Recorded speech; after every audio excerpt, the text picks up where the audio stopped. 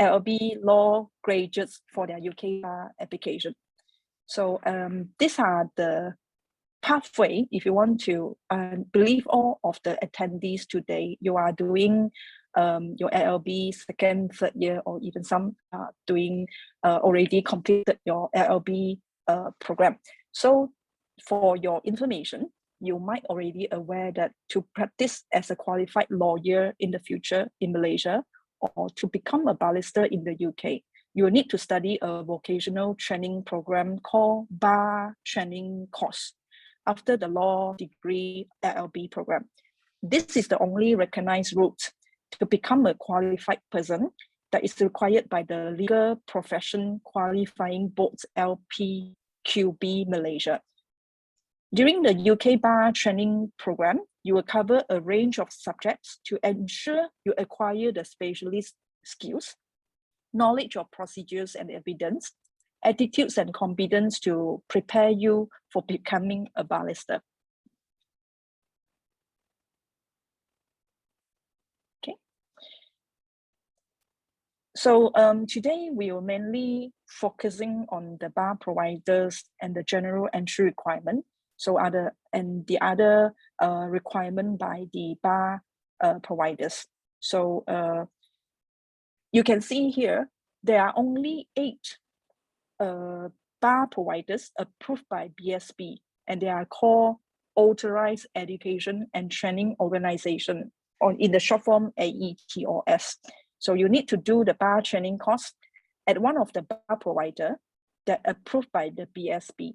So these bar providers, they are specializing in legal training and providing continuing professional development courses for the law students. And they basically cover every part of the UK from the south to the north of England. So these are the centers that are you can find in the UK for these 8 bar providers. I'd like to give you an overview of these 8 bar providers.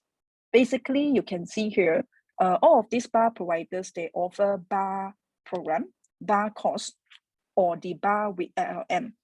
On the left-hand side, the columns, there are 8 providers that in the UK, and the courses they offer available offered by the providers is called bar course or the bar with LLM.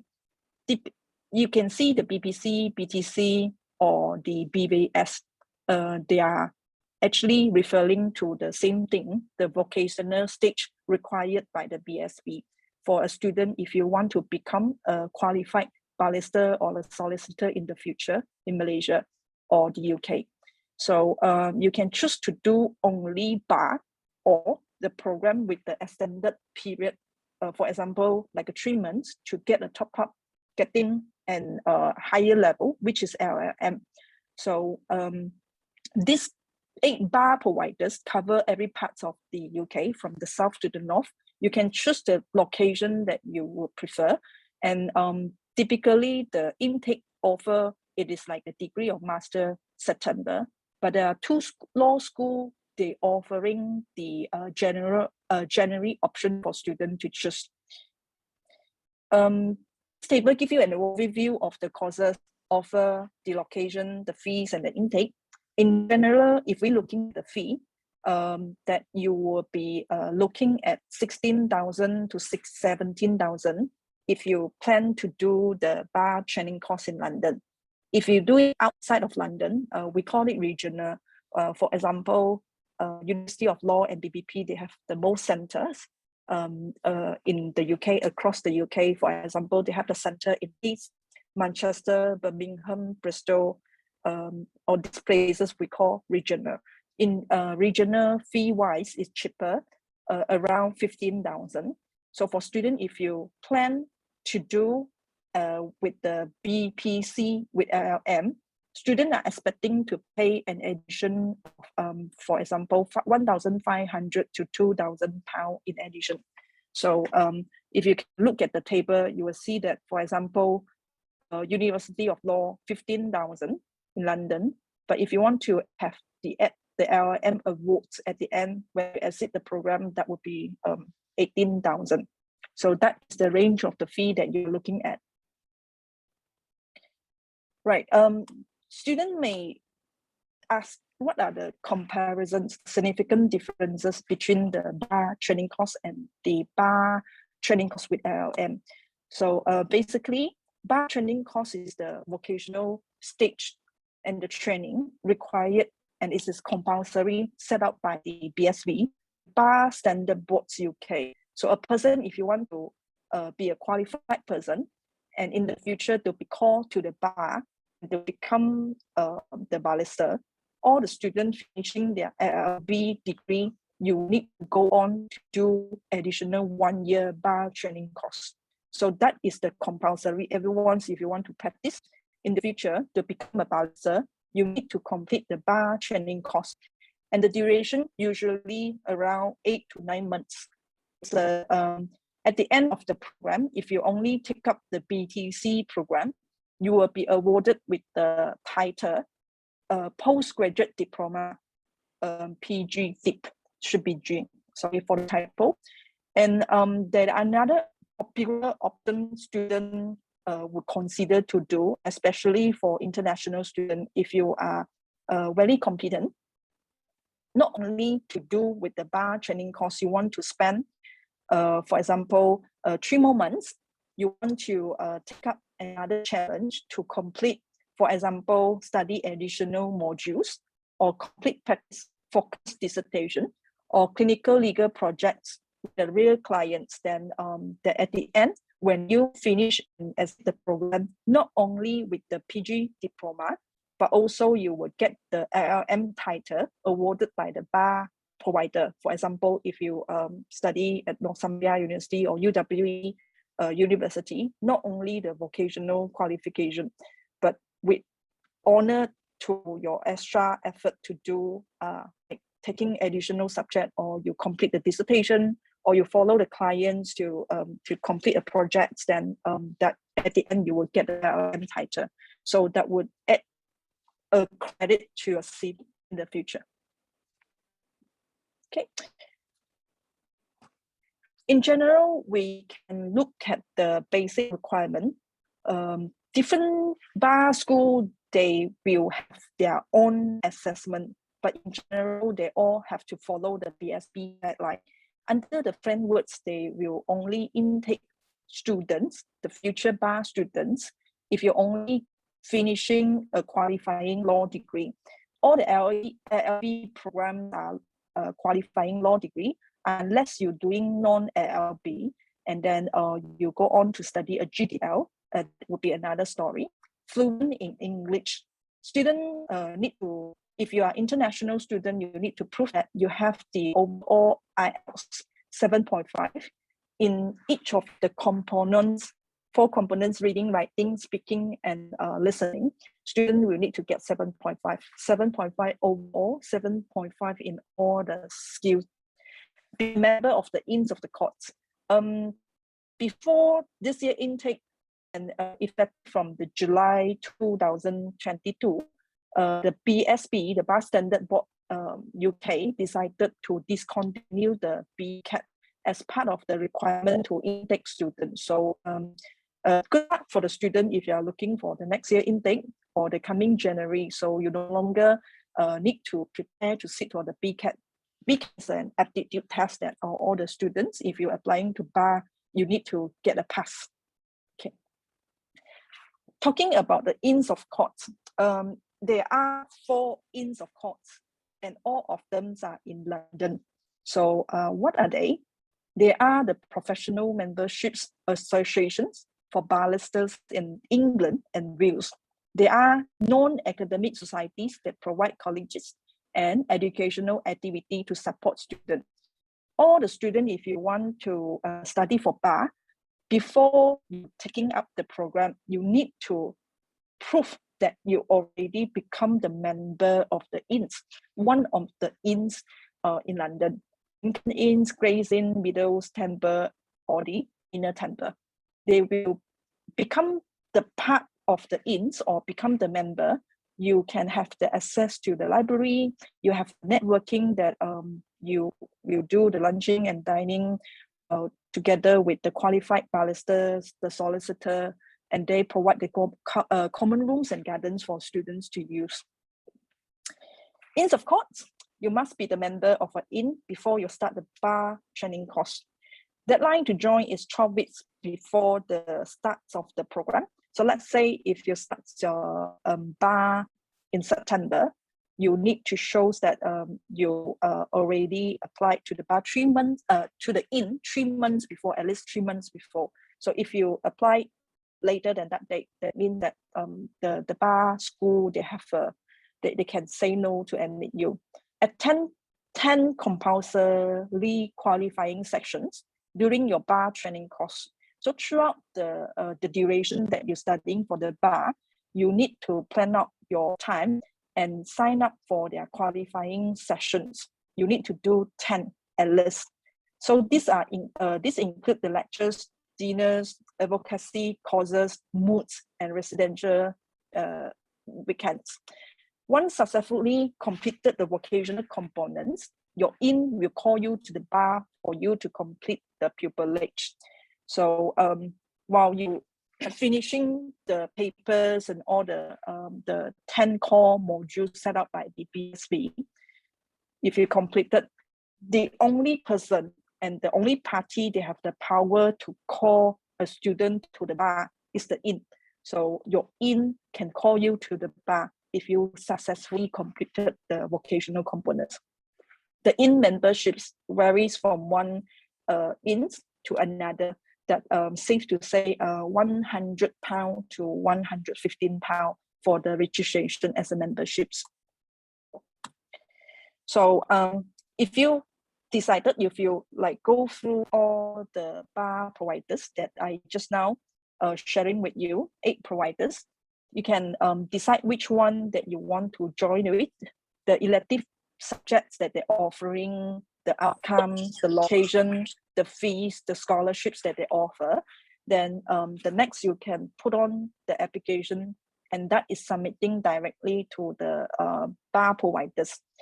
In the past, many years ago, so student, if you want to apply for bar, you need to apply to something like UCAS if you have an experience last time, and they have a harsher systems, and the selection is tougher. So good thing for student now, if you're applying directly to the bar providers, things can be more flexible.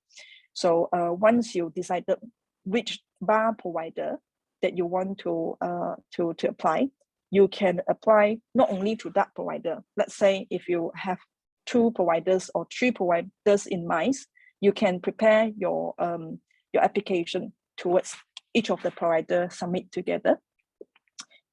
In general, you need to have passed your LLB or to be protected to finish your LLB with at least 2.2. So no bar providers can take students with 3rd class plus only. So at least if you want to do bar, you need to maintain your results at 2.2. So 2.2, you can't have a lot of options, because some competitive centers, they will only accept students with 2.1 or 1st class. So if you only have 2.2, the options that are available to you can be limited. Additional supporting documents are applied to some center. Some center asking for a selection event.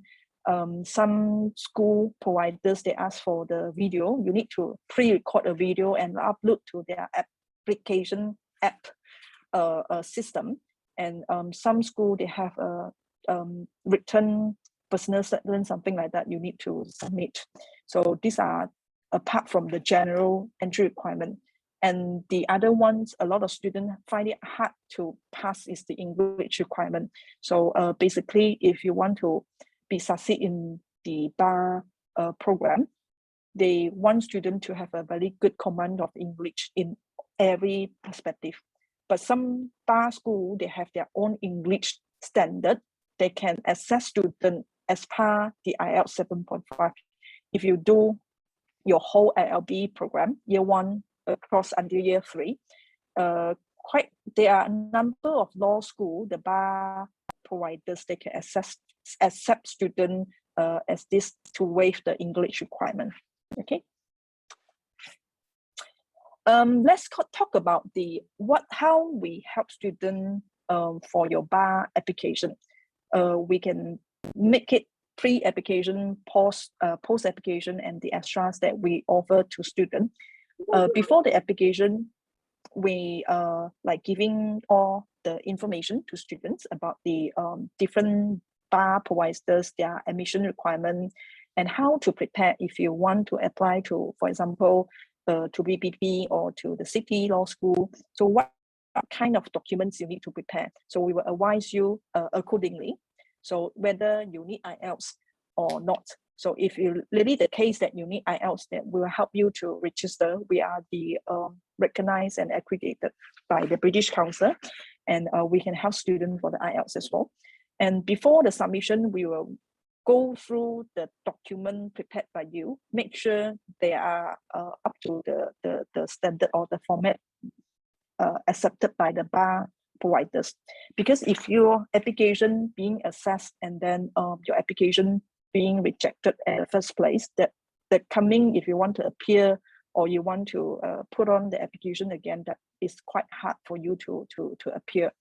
So after the application submitted, we'll help you follow up with the bar school and help you for the acceptance with the university. So all the communication with the university will be involved and help you and guide you step by step.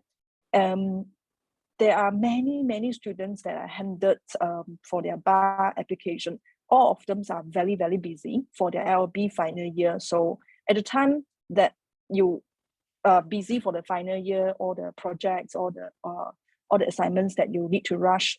So this thing you can leave it to the expert like us to help you to handle peace of mind.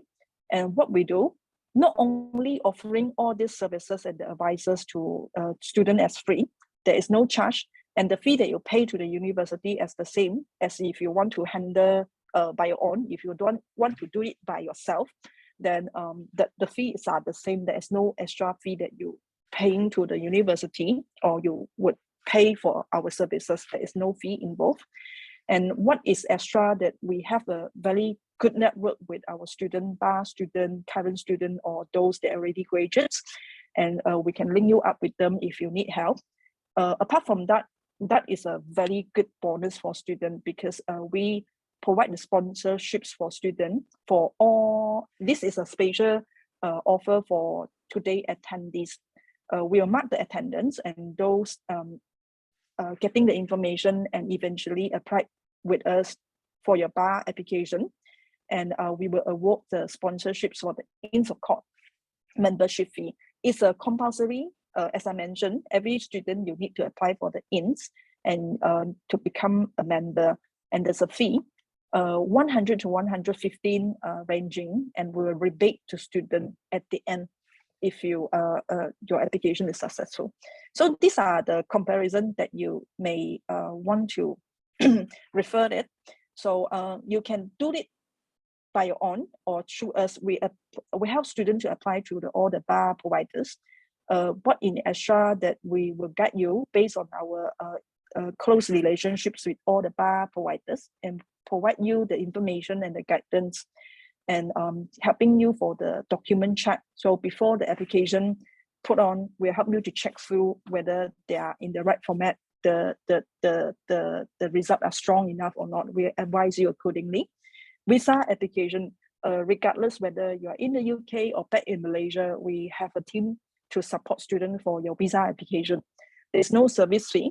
So whether you apply to us or if you do it by yourself, the fee that you pay to the university are the same. There is no any extra charges that if you use us to help you for the application, that will be the same. The extra that we will share you a lot of information. You have someone with you throughout the process to guide you and help you out. And then at the end, we offer the sponsorships for students. So these are the timeline that we plan for our students. If you plan to do the bar next year, then from November to January, we'll get you for the information, like link you up with the bar providers if you want to find out more information, we help you prepare for the documents and then submit the application by January. February and March, that time you should already receive the offer, or you will be asked for the interview, to attend the interview or the selection event. That will help and guide you accordingly. And then if let's say you need IELTS or the Pearson or whatever English test is required, we will guide you and help you to satisfy the English requirement. And May, June, for that time, we'll try to help you and guide you for the accommodation. And by that time, you should already confirm what bar school that you like to enroll to while waiting for your results. And from that time, actually, you can also prepare for the TB screening if you're now physically in Malaysia and you want to fly to UK in September. And that time, it's okay to do the TB screening. And later in July, August, we'll help you for the visa application, and September, we'll help you for the departure. So that's all for my sharing. And if you have any questions for now, so anyone's here got question, we can take question for like 1 to 2.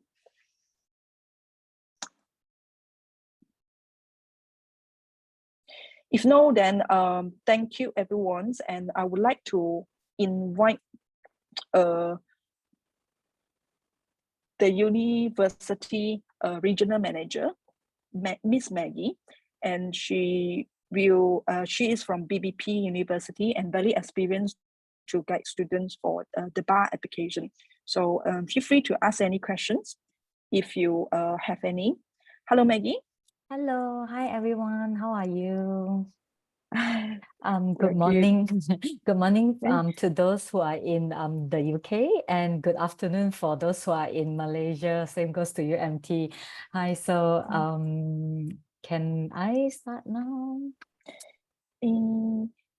Are you able to share your presentation? Yes, sure. Yes. You just give me a second. Let me just.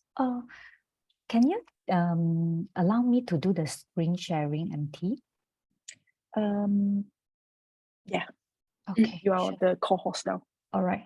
Let me just share again.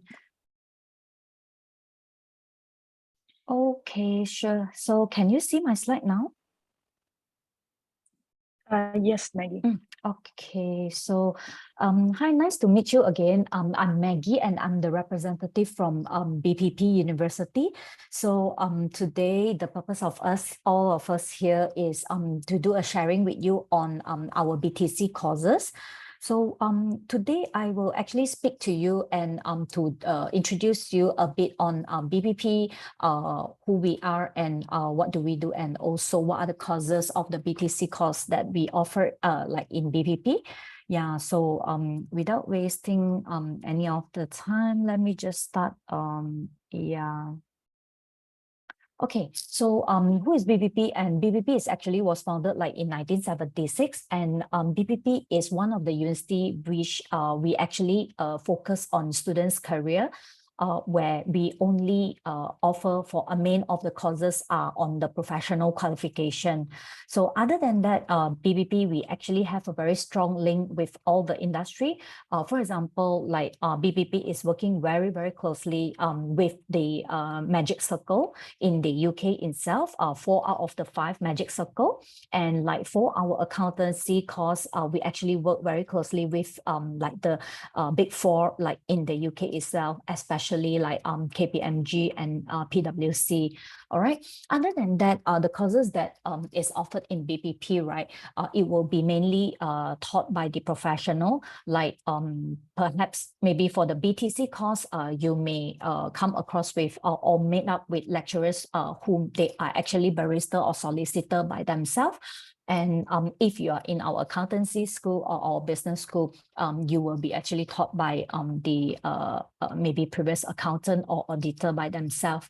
All right. So at the moment, we have about like 11,000 students in about 100 countries, and we have 13 study main location, like main study center. We have that in London, Abingdon, Birmingham, Bristol, Cambridge, Leeds, Liverpool, and also Manchester. So the one that I have highlighted, London, Birmingham, Bristol, Leeds, and also Manchester, is actually cater for our BTC, our bar course. All right. So at the moment, BPP only focus on 4 schools where we focus on the law, technology, accountancy, business, health, and also nursing. And 70% of the students, they are all full-time, mainly because all on the professional courses that we do. And also we do have like part-time courses for those who have a valid or they are actually British nationality. All right. So other than that, about 84% of our courses, which is taught or offered in BPP, is mainly postgraduate courses, meaning that it is actually on level 7. Like for the law, like LPC, bar, LLM. And other than that, like will be our accountancy and our maybe master in healthcare as well. Yeah. So this is a bit on our BPP. And next, I will come to you on if you are interested to apply the bar course in BPP, these are the few admission criteria that you need to look into it, where the very first one would be your academic component, where we always tell the student you need to have at least the 7 foundation of legal knowledge, which is if you are a LLB student, you are actually eligible and qualified for this course. But I do come across some students where they actually have 1 or 2 modules they did not do during their LLB. So basically, if you are interested to do the bar course like in the future, I would like advise you try to speak to maybe any of the counselors like in your university in order to take the modules that you are supposed to take at least this 7 foundation of legal knowledge. All right. So other than that, we do need students to meet at least 2-1 or 2-2 in your final undergraduate LLB or in any other subject or equivalent, like if you have PGDL or law foundation course, yeah, it is equivalent. All right.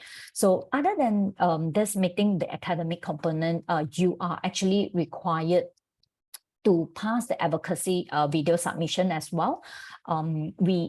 If you were to apply to BPP, one of the requirements that you need, we need you to submit for the application review is actually you need to submit together with your video as well. The topics I will come further explain with you like in a while. All right. And why this video is very important is because we are actually looking on the clarity of your delivery, the structures of your argument, and also the ability that you can persuade on the topics itself. The topic itself is nothing related to the legal. It is actually just a normal topics that you can like maybe your pastime, your hobbies, or the current news. Yeah. So do not need to worry much on this video because this video actually serve like a few purpose. The very first one would be whether if you are eligible to enter into this course, whether we will accept you or not. The second one is if your video is good, you can actually get a waiver for your IELTS. And last but not least, this video, if you do it like very well, you may actually get an advocacy scholarship, which is automatic. It's about £1,000. All right. Other than this video advocacy, I do need you to register as an in, of course. Later, I'll go through with you which are the ins that you can register. And other than that, we need you to meet the English proficiency. So I would say that use this video to do it on your very best in order to get the waiver for your IELTS, like 7.5. All right. So next, we actually have like this application process where the very first one, you should apply through PDVL. If you have any inquiries, you can actually go through PDVL and they will actually help you on like from step A to Z in order to assist you, all right? And they will also guide you on when are the deadlines, when are the submission, when do you need to submit, and what do you need to submit in order for you to go through the first process in order for your application to be reviewed, all right? So other than what I have like mentioned to you earlier, we also need you to submit a written answer like a BTC question. So basically this BTC question, it is like a personal statement for those who have just been arrived in the UK. I think before you apply to your university, you actually submitted a personal statement. Basically, this BTC question is almost the same. It's just that we separate it into 5 questions and you just need to answer accordingly with the minimum or maximum numbers of words that is written there. All right. So as for now, the application for January 23 is still open.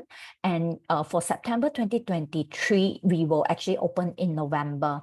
So for those who are in your final year now, please prepare. You can actually start to apply in November, and we will let you know whether you are being offered or not by March, April. And you can accept your offer after that. And for the January students who are still interested, you can still apply because our CAS deadline will be in November and our start date will be on 9th of January. So we still have time. Okay, so all the application will be on rolling application process where the earlier you apply, the earlier you will know whether you are being accepted or not. Okay. So yeah, this is what I have shared with you, like the question, the BTC question. So I would say that which program that you are applying, what are the primary reason you for wishing to be qualified as a barrister. So basically this looks like a bit of your personal statement. And also other than this BTC question, we will need you to have at least 1 or 2 reference name and email submit to us in order for us to request a referral letter for you. All right, so next, these are the BTC application, the video. You only need to choose one. We actually have like 5 questions like is listed like in our website, or I can actually give you this guide, but if you need them, I think MT can also pass them to you. All right. Yeah. So this is actually on like current news or also your hobby, your pastime, like what I mentioned earlier. So you do not need to be very stressed on this video because just take it easy where you just need to prepare your answer and make sure that you prepare this answer like in less than 5 minutes video. Once you just need your phone in order to do the recording, and you can just upload it onto your Google Drive. You just share your link with us and we can actually upload this onto our system so that we can assess and review your application immediately we receive all your documents. All right. Yep. So next, this is the joining the ins of court. Some of the students will actually ask me which are the ins that I need to join, who I need to join, where I need to join. All right. So basically, there are actually 4 ins. We have actually like Lincoln's Inns, Grace Inn, Inner Temple, and Middle Temple. Just to share with you, most of the Malaysian, they love to go like to the Lincoln's or also the Middle Temple, but it's up to your option to choose any of the inns because you can only join like 1 inn, all right, from here, and it doesn't affect like any area of practice like in the future. So do not worry. Okay, you just need to choose one and make sure that they accept you as their members because before you request for CAS, I need your membership number in order for us to request the CAS for you. So this is one of the main requirements and you need to have them. For January student, if by now you do not have registered or you have not registered with the Inns of Court, I would say that maybe perhaps you quickly try to put in and see if they can help you on whether they can like do it as soon as possible for you. But if it's not, then maybe perhaps you have to apply for the later intake. All right. So other than that, they actually, I mean, like, what are the differences? They actually provide the similar services. including some of the scholarship, because some of the students, they will want to apply for the in scholarship where it may goes up to like 100% of scholarship. So if you're interested, you can actually like go into their website and you can just have a look on whether on the percentage of scholarship that they are offering. All right. So you need to apply directly onto and through their website and pay a registration member fee. Okay. And last but not least, remember that they actually have like a deadline for those who wants to apply the bar course like in September next year. The deadline will be normally 31st of May every year. So they need at least 12 weeks to process. But for the January student, if you still have not have this INS register, please quickly contact them and see if they will be able to help you or not, or else you may need to defer. All right.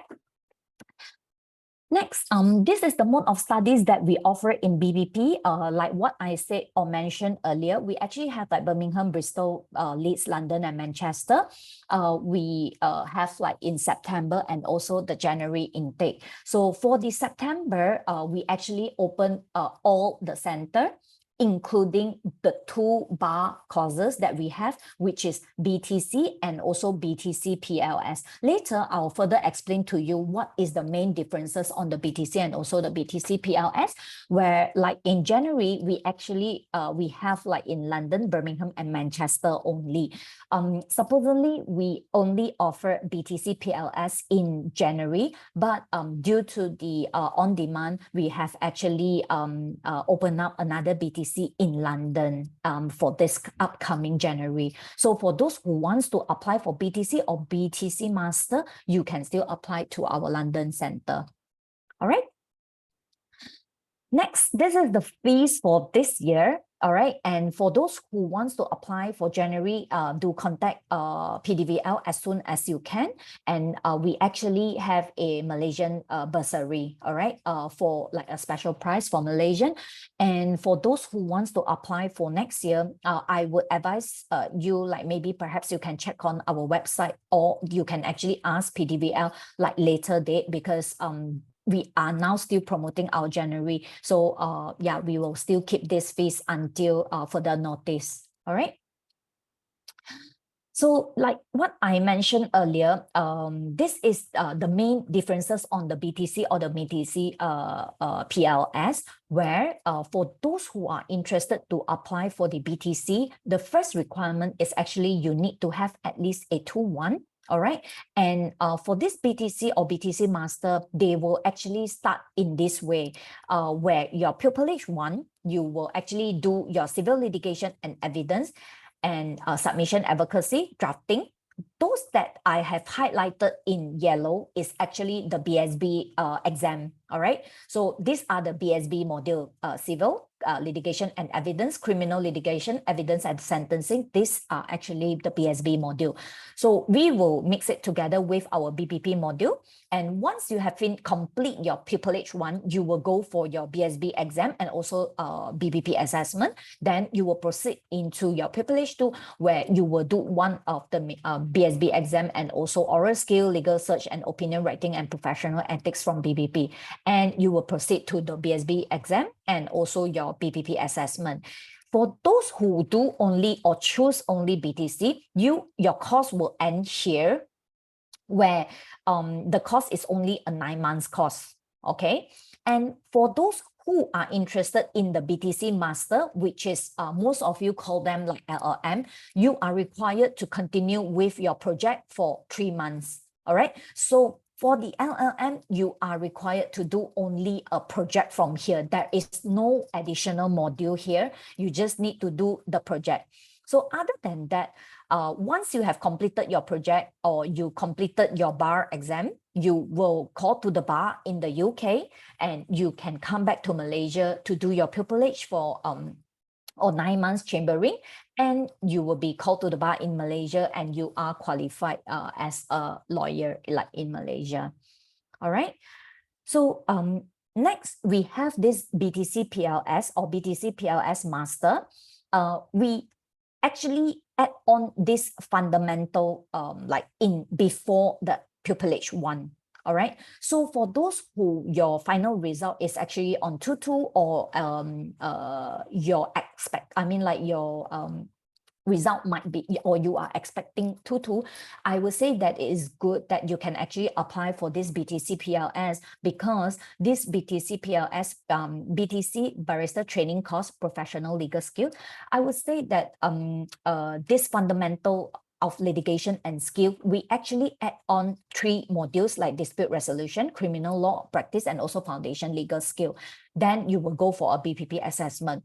Why do we add these 3 modules? It is because some of the students, where they go directly into the course, right, they may not be able to cope up. So with these 3, I would say that an introduction of this course, it might be indirectly help you to pass your entire bar course. So I would say that this entire bar course, if you look on this red arrow, this will be a full 12 months. From pupillage 1 to 2 until end of your BSB exam, it is still a 9 months course, but with this fundamental, it will be a full 12 months. All right. And some of the students might be asking, okay, so since this is for 12 months, what if I am interested to do the project as well? All right, you can choose the project together with this BTC PLS, but you are required to do your project concurrently from this fundamental until the end of your entire bar course. I would say that there are pros and cons of doing this like for a year. For students who love to do all their projects or all their assignment like last minute, I would say that you may be quite stressful. You may be quite stressful. But for those who love to prepare it like very much earlier, I would say that it will be a very comfortable way if you would. At least you can use your do your project like in 12 months together with the fundamental modules, which is quite easy. All right. So I would say that this fundamental module is quite is good because for like this dispute resolution, criminal law and practice right, they will actually the exam marks, okay, will actually add on to your final exam. Yeah. So indirectly, it can actually helps you to pass your bar course, I would say. All right. So all this will be the similar one. All right. And if you have any further question, I can come back to you like later on. So other than that, we actually give all the students like White Book and Blackstone Criminal Practice, which is about £1,100, and it's actually included in your fees. Some of the bar providers are actually giving out the e-copies only. Why we are giving out the hard copies is because you may actually need them in your exam, during your exam, because some of the modules, they are actually open book. Okay. So last but not least, we actually have scholarship for all the students, okay? You can actually put in your application. Once you receive your offer, you can actually create an account to apply for any of the scholarship which you think is suitable for you. But of course, if you think that you are good in your career commitment or your leadership, then you can actually apply and also submit the proof that why you say that you should be eligible for this scholarship. All right. So this is what we have for BPP, and if you have any question, you can ask me later on. So that's all. Thank you. Thank you, Maggie. Sure, Before no we still problem. have time, so Yeah.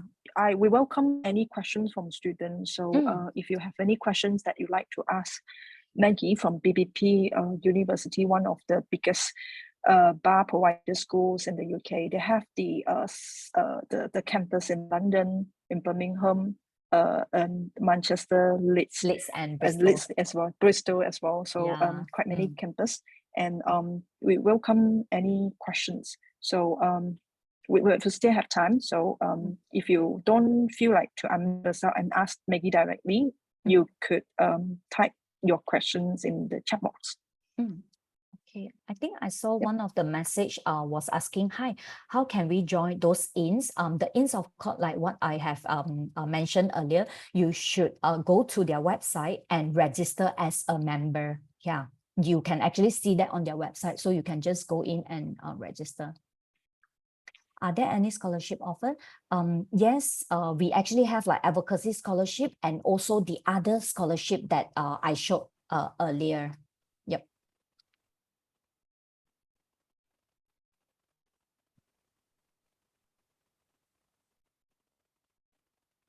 Sure, no problem. Thank you. Yep.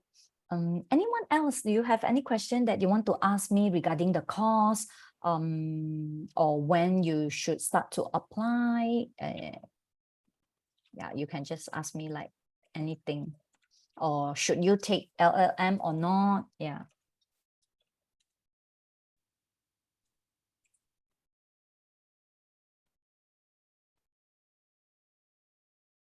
No? No question?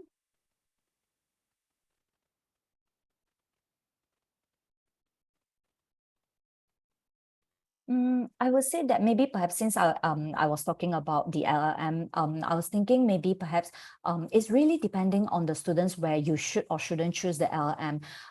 For me, I would say that what I normally tell the student, if you are thinking or you have decided upon the completion of your bar, you have any specialization that you want to do, I would say that maybe perhaps you do not need to take the like BTC master.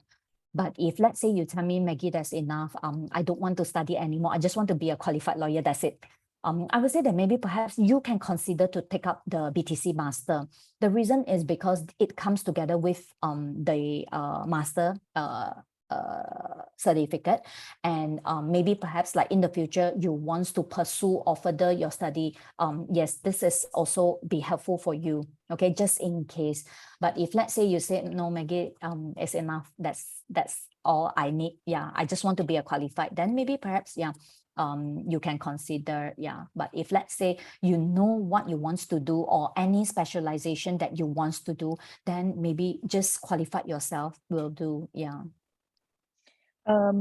I think quite many students, they were confused. They are confused with the title Masters of the LLM. So with the BTC with Masters in BPP University, is the student would need to do a project, and then upon successfully complete the project, then you will be awarded with the BTC with Masters. So in technically it is not the same as LLM that let you specialize in the specific legal topics or the specialism. For example, if you really want to do something like commercial law or international law, taxation law, then would be something not really as par.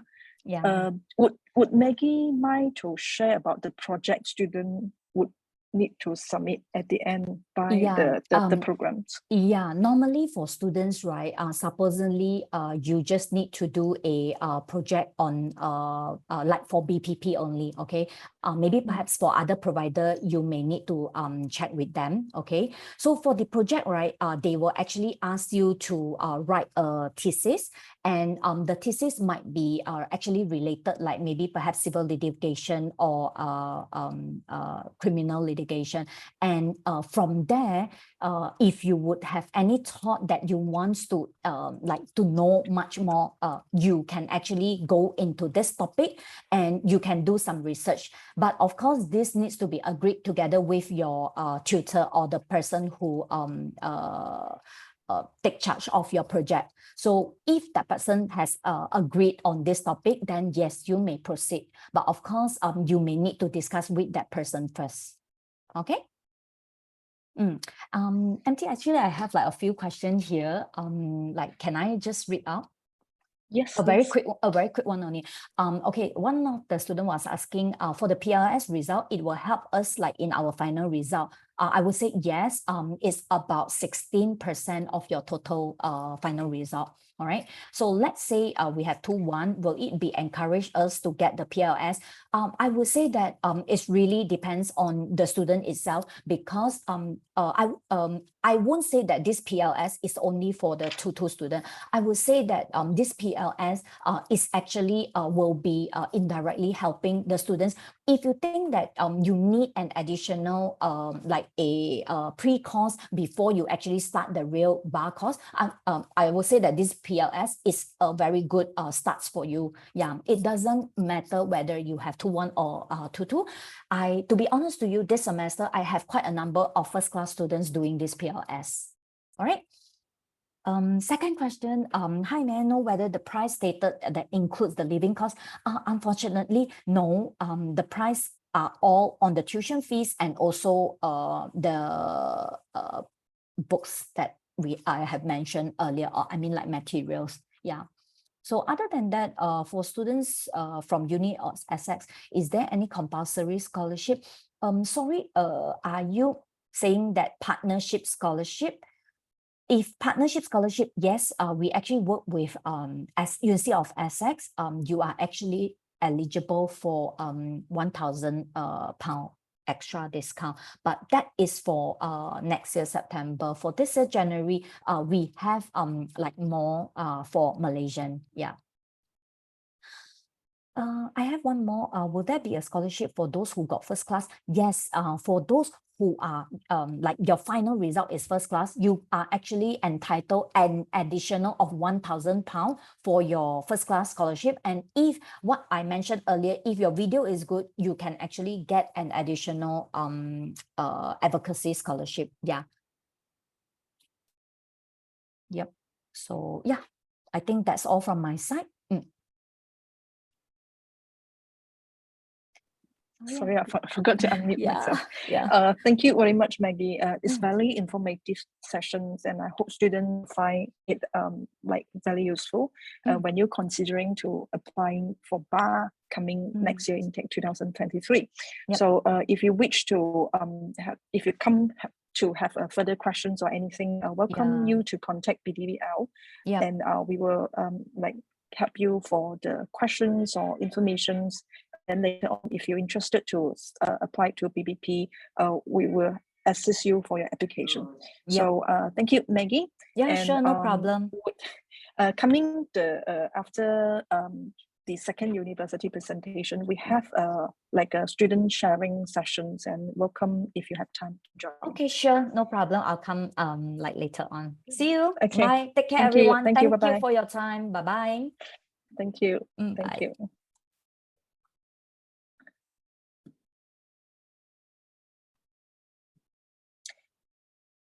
Hello, Phoenix.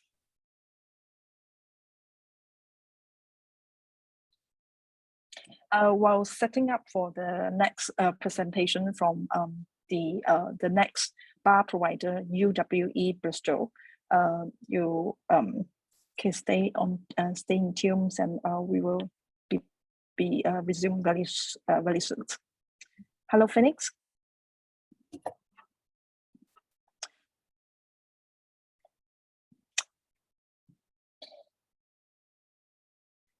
Phoenix, you okay?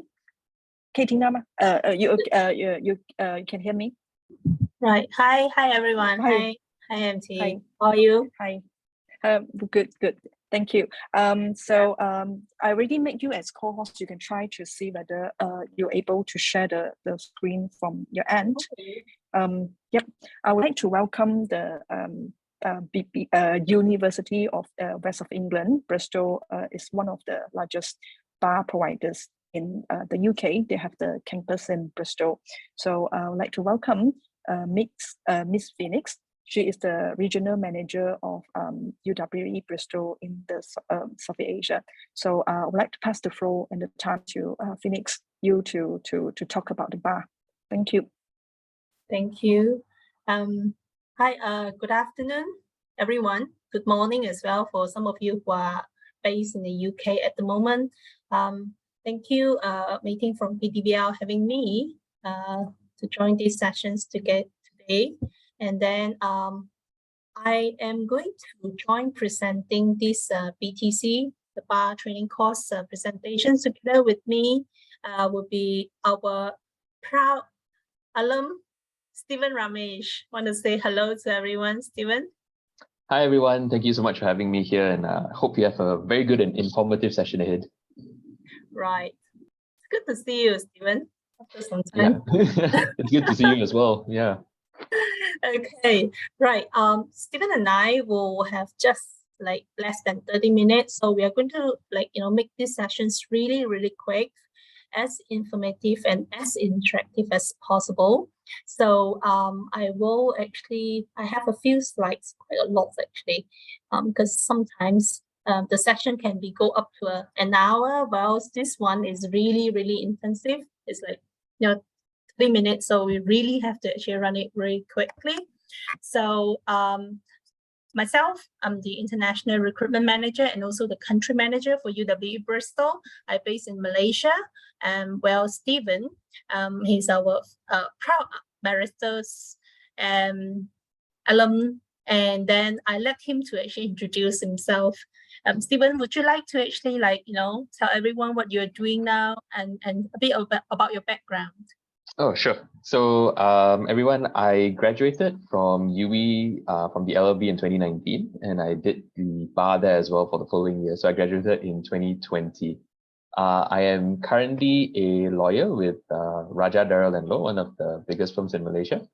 And I started there like at the start of the year. So UE is a very important place holds a very important place in my heart. So hopefully I can share a lot of that love for UE with you throughout the session today. Right, thank you, Stephen. Right, let's get started. Okay, you can see the screen, everyone? Yeah? Yeah? Okay, so right. So in today's sessions, we'll have a quick look at what is the UWE Bristol Bar Training course is all about, and then a quick guide on application to the UWE's BTC programs, and a little bit about our accommodations and the timeline for applications and transfer process. And throughout the sessions, if you have any questions, feel free to actually type in the chat box, and then we will try to answer to your questions. Okay. So what is the bar training course, which is very important, just in case you are not sure what the bar training course is. So it is a postgraduate course that allows the law graduates to practice as a barristers in England and Wales. So it has to be a a law degree, which is the LLB programs that is recognized by the Law Society, which means it has to be a British law degree. And then there are 8 bar course providers run along with 4 Inns of Courts. Okay, so and there are 3 stages in this bar course, all right, whereby it consists of the legal education part, okay, which is delivered by the bar course providers like UWE is one of them, and then the vocational parts, which will include about like 12 qualifying sessions run at the Inns of Court, okay? And also when you have completed part 1 and part 2, the stages 1 and 2, and then you need to actually complete your pupillage. So it can be in the UK, it can be in Malaysia. So Stephen, would you like to actually explain a little bit more about this bar training course? Sure. So the bar course, especially in UWE, I would say, is, as Phoenix mentioned, it's mainly just to train you to become a barrister, giving you essential skills that you will learn, such as how to present in court, how to draft your course papers in court as well, and also teaching you some very important aspects of the law in the UK. So you have things like civil litigation or criminal litigation. So in addition to whatever you're studying in the bar course itself, you will also be a part of an inn, and that will entail you going to various seminars or workshops that the inns usually have. And once you go there, you usually learn a whole bunch of other skills. It's good for networking as well. And then the final part of that will be pupillage. And if you guys are lucky to get pupillage there, it's a very, very good experience. And that's where you take your legal education, legal training to the next level. So you're more exposed to how practical things work in the legal field. Right. Thank you, Stephen. Okay, and then another questions. There are 8 bar providers, bar course providers in the UK, as I mentioned. And then why should you actually consider study the bar training course at UWE Bristol? I just list down, the top 6 reasons, why you should actually consider study the bar training course at UWE. So the first thing is because you will actually achieve the barristers at law, okay, this title after completing the program, and then which is recognized by the Malaysia Legal Professional Qualifying Board, LPQB, to practice as a lawyer in Malaysia. Okay, this is really important. And then you can actually practice as a barrister in the UK, and these qualifications also is an alternative to the CLP exams, which enable you to practice as a lawyer in Malaysia. Okay, and then we have 2 courses here, all right, of which the first one is actually the Postgraduate Diploma Bar Training course. PGDIP stands for Postgraduate Diploma Bar Training course, which is a 9-month program.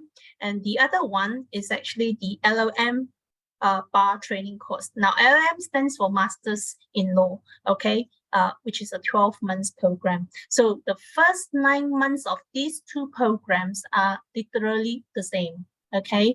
So it's just that for the LLM, if you want to pursue the LLM, then you need to top up additional 3 months to complete that program, which later on I'm going to share with you more in detail. But these 2 programs, the first 9 months are exactly the same, okay? Now, when you embark on the bar training course, okay, the first 9 months, you will actually study all these 7 subjects. As Stephen has actually gone through the process, I'd like him to actually explain to you a little bit about each of these modules. Stephen. Sure. So generally, I think most of you are aware, if you are planning to do the bar, that there will be some centralized papers, which is criminal litigation, civil litigation, and professional ethics as well. So those are the centralized ones. Where it differs and where each bar provider does it slightly differently is one of your other modules. So like civil advocacy and criminal advocacy, for example. Just to give you a brief overview, civil advocacy involves you drafting, let's say, a submission to court, or some of your arguments, and then you're given the chance to present those in front of your lecturer, who will be acting as a judge in that particular case, and you will be able to train how you speak, how you present, how you convince the court, and things like that. So it's very, very useful, and it really does help you, especially if you want to go into practice, or even if you want to do anything public speaking related. It's also a very, very useful thing to do. In drafting and opinion writing, as the name suggests, you will learn how to draft course papers, you will learn how to draft opinions, and you will also do legal research. They'll teach you how to research your cases, how to input those cases into whatever piece of written work that you're doing. Criminal advocacy is very fun because you get to play the role of, this fancy lawyer who is cross-examining a witness who may have committed a crime, or, some of your own witnesses as well who may have seen the crime. So that's where you can show off your skills that you've learned on TV, like in Suits and stuff. Conferencing is where you usually consult a client. So a client will be there in front of you and you have to ask them about, hey, what did you see? What did you do? And sort of give advice to those clients. So all these in totality is very, very interesting. And I hope you guys enjoy all these courses. Right. Thank you, Stephen. Right. So let's move on to the next slide, please.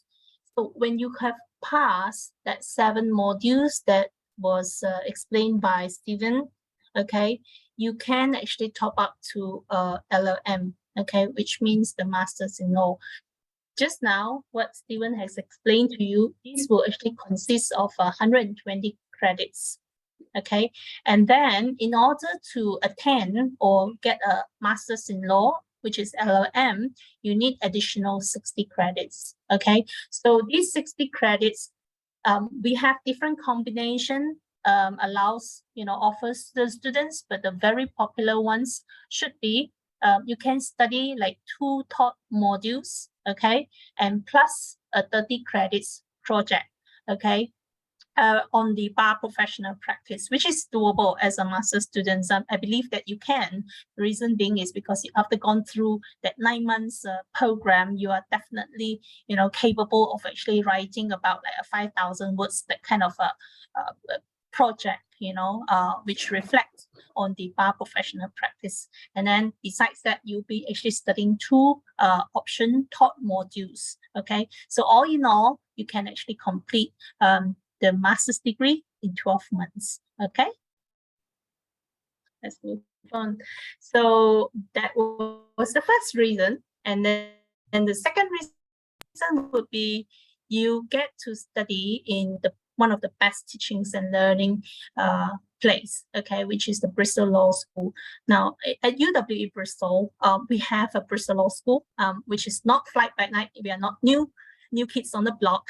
So it has been there for more than 40 years as a law education provider. So they train so many successful solicitors and also, barristers, legal professionals, and so on. Okay, so the law school actually consists of 80 law academies that teaches various kinds of programs, right from foundations to the LLBs, and then to the LLM, the bar training course, the solicitor's course, even up to the PhD levels. And a lot of them are actually authors for the textbooks themselves, attend international conference, and then and training advocates overseas, and etc.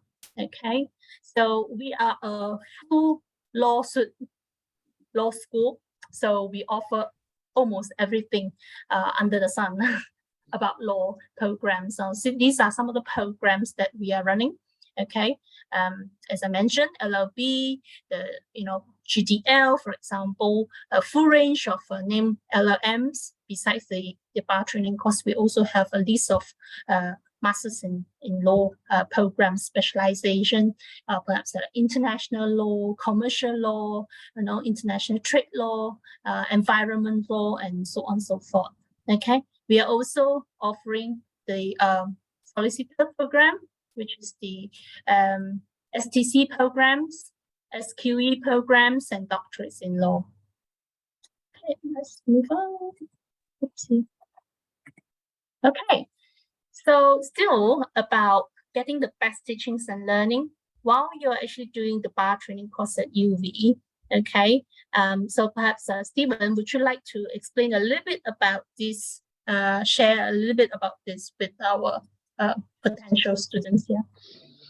One thing that really sets UWE out as compared to a lot of other places is that the amount of teaching support that you get, the amount of focus that you get when you're a student there is in my opinion very, very beneficial for you, and they do that usually through small face-to-face sessions. So in a class you would have maybe less than 10 people, maybe sometimes if the class is really small you may only have like 5 or 6 people in your class, and that allows you to get very much one-on-one focus from your lecturers. And speaking about your lecturers, most of them are some of them are actually still practicing, and they do this part-time. Most of them have been practicing for 10, 20, some even 30 years as well. And they have all that wealth of practical experience, they have that wealth of legal experience that they can share with you. And it really takes your learning to a whole other level. And being such a big law school as well, we get a lot of guest lectures from a lot of famous people all around the world, or sometimes you may see something happening in the news that's very interesting. You may see that person come over to UWE and give a talk on whatever's happening. So in that sense, you get a very full suite of legal exposure and legal experience. And that's also in addition to all the workshops that the law school organizes, all the talks as well. So your learning is really complemented not only in the classroom, but around you and everything else that you get to experience there as well. Fantastic. Thank you, Stephen, for sharing that information with us, because you have actually gone through that process. So, it's better to listen to you, really. Okay. Okay, right. So I think, again, there's just so many supports and an experience that you can get. And then perhaps, Stephen, would you like to pick one or two just to share which one that you think actually really helpful, or you recommend our future students to take out? Sure. So I'll pick strong links to the local bar, and also an opportunity to undertake a mediator course. So the reason why having a strong link to a local bar is very important is because you want to complement your time at UE, not only just staying in a class and going to your classes and going home. You also want to get a chance to go get some legal experience outside. And that's where having very close ties with a lot of other law firms really helps you, because it helps make your applications to do internships, to do mini pupillages that much easier. I had a chance to do a mini pupillage in the UK as well, and I got that opportunity because one of my lecturers used to practice in that particular law firm, and she helped set it up, and it's much more easier in that sense. And because you have strong links, they also always come over to give talks, to give workshops as well. So you get to learn from real lawyers as well, and that's really useful. The commercial mediators course is something very, very fun as well, because you get to learn how to be a mediator, and you become a licensed mediator as well with a very well-known international organization. So it's not only when you graduate from the bar, you get your barrister title, you also can become a mediator, and that's a legitimate career path as well. So the ability to have that, in addition to getting your bar, is very important, and I think it's you're getting a 2-for-1 deal essentially, and that's amazing. Right. Thank you. I think that's really helpful, because mediator, alternative dispute resolution, settlement outside the courts, all these are really important. You don't really have to bring up to the court, but you can actually settle it outside, which with much lower cost and time, which is really, really helpful for your future practice. Okay. So this course is going to run in the Bristol Business and Law School. So we'll take a look at the building. Okay, just take you to the Bristol Business and Law School.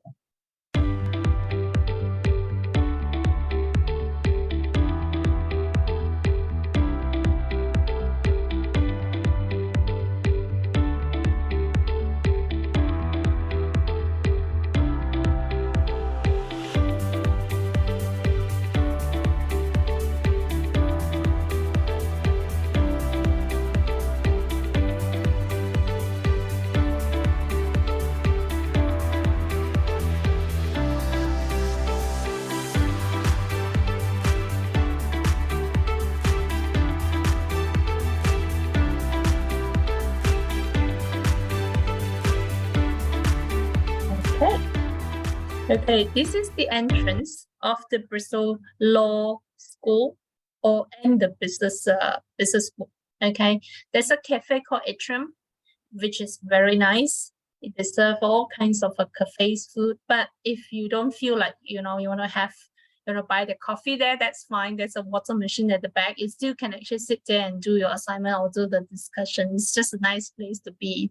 Okay, and this is a 7-story building, really contemporary, modern, a lot of open spaces for students to sit down and then for discussions or do their very own work.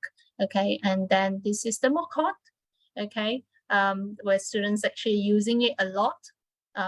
Yeah, Stephen, would you like to actually elaborate anything, any experience that you had while you were studying with UV at this court? So yeah, the courts are very nice because it really makes you feel as though you're in an actual courtroom. It's very realistic and lifelike. And I must admit, it can be quite scary, the first few times when you're going in for classes and you have to sit there and present, because, your lecturer is like sitting up there on a very nice fancy chair and you're just down there on your desk. But at the same time, it really makes you feel like, hey, I'm actually a lawyer. I'm actually doing this. I'm actually defending a client, or, forwarding my client's case. And the facilities are very good as well. Everything can be recorded. You get to review recordings, both audio and video recordings of yourself. And I mean, the chairs are also very comfy, so that helps when you're having a very long class. Right, interesting. It feels really odd when you actually, look back the playback of the recording of yourself, isn't it? And yes, I understood that they even hire some actors to become your clients, and they will actually break in tears and and things like that. So it just really, they really do. Exactly. I think they purposely do that to put you off. And especially when it comes to exams, they start crying and you're like, oh no, this is not what I prepared for. How do I do this? Yeah.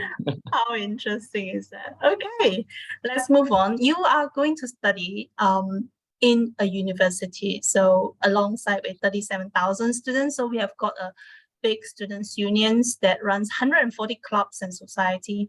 If you actually, can manage your time really well, please actually join some of those clubs and get yourself active, besides studies. Okay, right. And then we have a fantastic sport center that has got a lot of facilities, squash, netballs, and then footballs, basketball, and so on and so forth. If you want to pick up something new sports, okay, there's someone to actually teach you. Okay, right. I gotta really move really fast. I know that we can actually share for an hour, but we only got a few minutes more. And then we have on-campus accommodation, which is just literally 2 minutes walk to your classroom, okay, to your lecture. So class starts at 9, then you can actually wake up at 8:45 and still be on time, I hope. All right. So these accommodations, we have ensuite, we have also 2-person sharing a bathroom types of accommodations. Okay. So the fourth reasons that you should actually consider UV is because we are a very reputable university. Okay, just the latest achievement has been we are the top 24 out of 121 UK university in Guardian League tables 2023. Okay, it was just about a month ago. It was we ranked 24 out of that. And then for Times Higher Education's tables of tables, we're top 30 UK universities, and we are very, very strong in terms of graduate employment prospect, one of the top for that. Okay, so as mentioned, you are not studying in a small place. You are going to study alongside with some other 37,000 students coming from 160 countries. And then UWE actually offer more than 600 courses. So the bar course is one of those. Okay, and then the students' unions actually run more than 160 clubs and societies. We are a very employability focused university. So the courses are actually focused on students' future employability. And also, if there's a research, then it will be research that comes with impact. So that's the directions of the university. Okay, Bristol. And the fifth reasons why you should actually consider study at UWE Bristol is because of the city of Bristol. Okay, so it has got a lot of good reputation. Okay, it says a lot. One of the best city to live in. For young people, they like to actually come work and study in Bristol. Not just come to study, but also come to work. So it makes Bristol really popular. So therefore, the accommodations is really, really a challenge down these few years, the past few years, and then perhaps the next couple of years also. So therefore, please actually apply for the bar course as soon as possible. By January, before January would be great. Then as soon as the accommodations applications opens, then you quickly create an account and apply for the accommodation so that you better secure a place to stay at the university managed accommodation. Okay, so Bristol City is actually just about 90 minutes away from London, okay, by bus or by train. Okay, and then this is very important. The locations is really important for the bar students, and that's because of you are going to attend the 12 dining sessions. Okay, perhaps Stephen, would you like to share a little bit about this? Yeah, so like Phoenix mentioned, it's important to make sure London is accessible to you, because at most of the time when you're doing your qualifying sessions, you will have to go to London unless it's, they're doing it via Zoom. So being 90 minutes away, you don't have to sit in a bus for hours and hours and, maybe leave a night before if your thing is in the morning. And also, I mean, irrespective of whether you're going there for, your Inns of Court qualifying sessions, it's also nice to be near London. So you can go for a short like weekend trip just to go around. And the airport there is also, you know, you can fly to as I mentioned, that you can fly to Paris and Amsterdam. So if you always want to plan a weekend trip, it's very good. It's a very central location and it's very accessible as well. So that's another good reason. Yeah, thank you, Stuart. Just reminded me, yes, there is an international airport in Bristol. Not every city in the UK has got an international airport, but Bristol has got an international airport, which makes it really different because you can actually get a cheap ticket to fly to other countries in Europe. Like, I think just yesterday, one of the alumni, she actually shared with me, she got that ticket flying out to the Europe country. I can't remember which country, with just £5. And she was so excited. Yeah, so I mean, it's a, you know, a great experience for you to actually fly out from Bristol.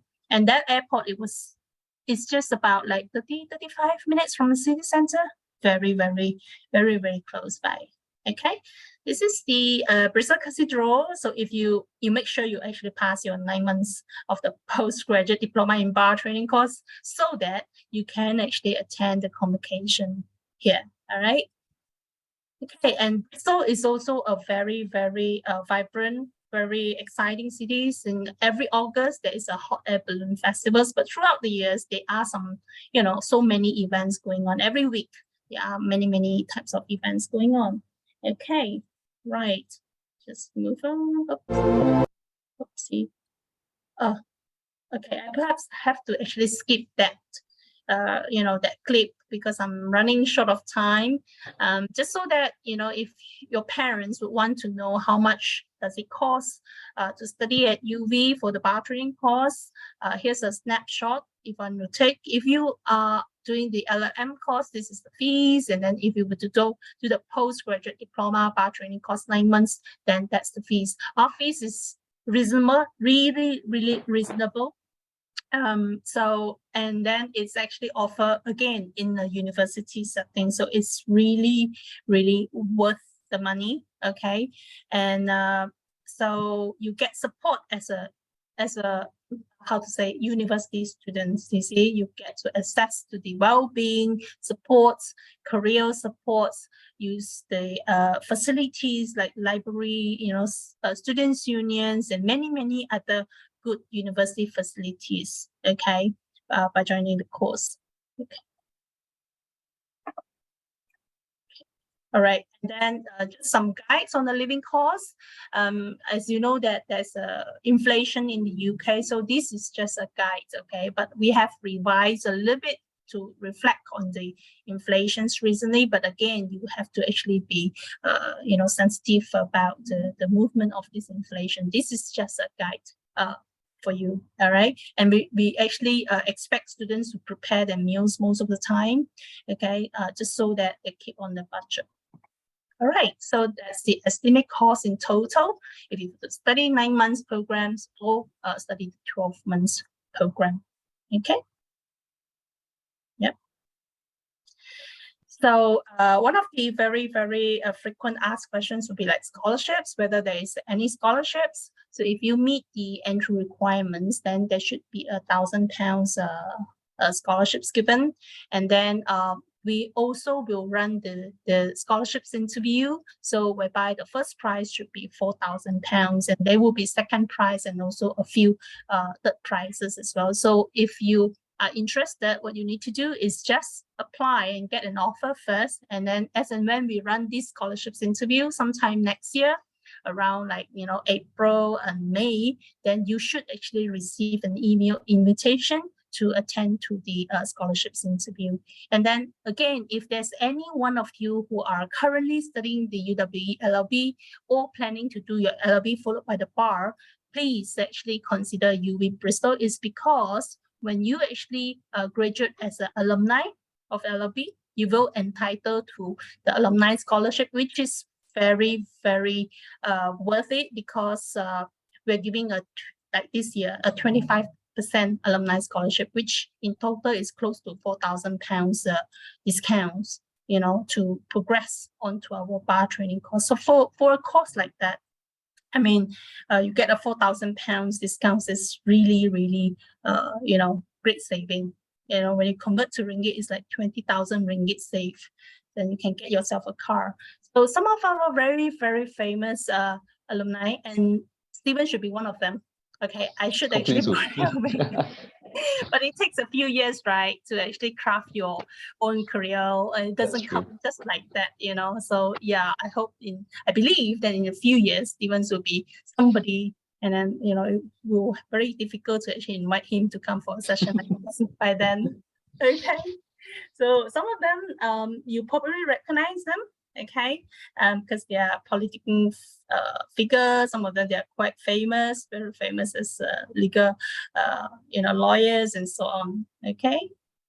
And then, okay, apply now as soon as possible. It's open, it's online, and what's the entry requirement would be? We need the students to have LLB second lower class at least, but of course, aim something higher, okay, get yourself second upper, all right. And then for English requirements, because the course actually requires really, really high proficiency. So you need to have IELTS 7.5 or PTE 73, or you are a UWE second upper class graduates. And then you will actually exempted from the IELTS 7.5 and PTE 73. Now, the faculty is actually in the midst of considering to allow the students to sit for our very own English placement test, okay? So we should actually have a decisions by early November. Hopefully in November, we will actually know the decision, okay? And then, but for time being, please actually submit an application, all right? Now, you also need to have a membership of the Inns of Court. So you need to apply as a member out of that 4 Inns of Court, okay? So besides that, in your applications to UWE, you need to actually demonstrate these, okay, qualities that you are potential to fulfill the BSP professional statement of competence, your commitment to the career in bar or in the law, and then you also have a records on legal work experience or other law-related activity during the studies, okay? Or at least your aspirations, your plan to, you know, have those legal experience, okay? That's really important when the admissions or the bar admissions tutor consider making you an offer, okay? So places are very limited, okay? On average, a year, we will take on about like 30 students, 30 Malaysian students. So therefore, the places are quite limited. Do apply early, and then so that you won't be disappointed, okay? So right, I think that's all from myself and also Stephen. Right, later, as I understand from these schedules, Stephen is going to join the next sessions about students sharing. So if you have questions, you know, it's good to actually ask Stevens and also the rest of the panelists. Yeah. So MT, over to you. Thank you, Phoenix and Stephen, for the very insightful and informative sections. And I hope students will all find it very useful in the future if you are planning for the bar application. So the coming week we invited 3 students. They are either currently doing bar program, or they already finished. So I would like to invite these 3 students become our guest speakers today, and we really hope that students that attending for this session, you can ask any questions that you like to know about, like expectations for the programs or things, the tips or any preparations can come handy if you are doing towards your final year right now, and anything. So we would like to invite the students today, and perhaps you can turn on your camera and do a bit of the self-introductions before that we coming to the sharing sessions. Ian, are you here? Yeah, hi. Hi, Can Ian. you hear Hi. me? Yes, can hear you. Okay. Okay, thank you, Ms. Low. Hi, everyone. My name is Kharthiegeatan Subramaniam. You can call me IN. Currently, I'm doing my bar course at BBP University in Holborn campus. So I'm really sure all of the students must be very excited to join the bar course. So I'm very happy to share a few words of mine to all of the students in terms of what they can do. So myself, as a day of the life as a bar student, frankly Ian, speak, sorry to interrupt you. Yeah. Maybe hold a little bit for the sharing, and I would like to introduce another two students, and then we can like have a short discussions or anything like sharing in between the three students. Sure, definitely. Thank you. Sure. Yeah. Thank you, Ian, for your self-introduction. And the next, I would like to invite Elene. Elene, you here? Yeah, hi. I'm Elene. Yeah, hi, Miss Lo. Hi everyone. I'm Elene, and I'm currently studying LLM bar course at Northumbria University. Thank you, Elaine. And of course, we have Stephen. Stephen already did the self-introductions, and we're well informed that you are already working lawyer, and you're working at the law firm Raja and Darrows and Law. Yes. And happy to have you all here today. So I really hope, because we used to have these sessions for students, and some students they wish to listen from the student or the graduate current student perspective about the programs, so that they can have some preparation mentally, academically towards their the bar application preparation. So I tidy up some questions always and frequently asked by students. I know students sometimes they are shy, so I have a few questions here. Perhaps we can like students here can we can take turn to understand from your perspective, and you can share anything that you like to share with the student. Most of them are doing the final year in the university, so I think and I trust that would be very beneficial for them to know about the issues or the matters that they can prepare in their head. So a lot of students they wonder how is this the life of a bar student. So everyone's going through, or Stephen, you've been through. So perhaps Ian, do you like to take this and share about your experience? Yeah, of course. Ian? Thank you. So myself, as a day in the life of the bar students, I would say it's very enjoyable. I'm very happy to. It's very happy for me here. I mean, it's very hectic. It's very heavy. It requires us to do lots of preparation and studies, because in terms of my daily classes, I have my qualifying session sometimes once or twice in a week. And also I'm taking part in the mini pupillage and also some volunteer work. So what I would say is my life is very hectic here, but despite being hectic, I'm really enjoying, and I believe, those students who apply for the bar course will also going to enjoy the bar course as well. Okay, thank you, Ian. What about Elaine? How many days for you to attend the classes, and how is it for a day of your life as a bar student?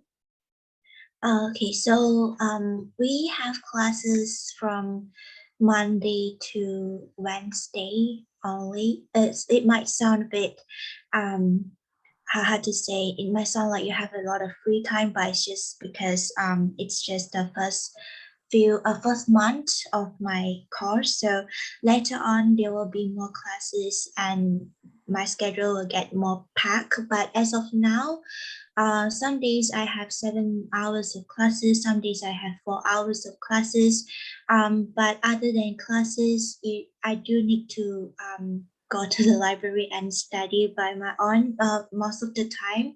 So I will say my day mainly consists of me going to class and going to a library, and if I have to prepare food for myself, then I have to fit that into my timetable too. Then also going to grocery shopping, and also spend time joining different clubs, societies and events. So I will say my days look very different every single day, but it's mostly very enjoyable and meaningful. Yeah, I because I heard a lot of students telling me the same thing. Studying for the bar course is very hectic and packed with a lot of workloads, and advanced preparation for every classes are very in a very high intensive. So what about Stephen? What do you think about the bar program? Is that something that is very hard to manage, and you think that any experience that you like to share? It almost feels like a full-time job, if I can be very honest with you, as how I remember it, because my classes used to be from 9 to 4 most of the time, and it spans from a Monday to a Thursday, and in between then you have your clubs and societies. Sometimes in the middle of the week you may have to go for a qualifying session as well. So it sort of feels like you're juggling.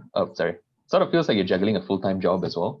But in terms of, I agree with what Ian and Elene has said. It can be quite hectic, and it's a lot of preparation, because you're not recommended to just go into a class and just just follow the lesson. You're supposed to prepare in advance. Most of the time you have to prepare answers, or at least some questions that you can ask your lecturers as well. So it keeps you on your toes, I would say. It really does make you plan your schedule properly. You have to have a proper timetable. So in that sense, it can be quite hectic, but I think once you get used to it, it almost feels like a routine. So it can get quite easy over time. Okay, thank you, Stephen. And I do agree. It sounds like really a full-time jobs really to do. And yeah. Next, I have another question. A lot of students, they ask if they are considering to take and study for the bar program.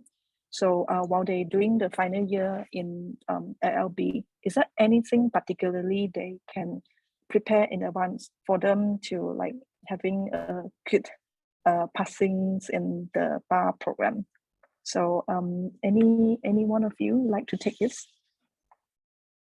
Maybe I can take this. In terms of the preparation, maybe I think the students can try to study back know better about regarding the laws that they study, for example, contract law and tort law, because that's what we used to see quite common in the bar course. So in terms of the breach, the remedy, how to establish the breach and damages, in terms of the quantification, and lots of key cases and the key cases and the law in the tort and the contract. So they can start to study back the modules that they studied in the first year and second year. So that will be very helpful when they really into practice, because like in bar course, we're required to do the drafting, defense, counterclaim. So it's good to know the law in advance, so that when you do the drafting, it will be very helpful.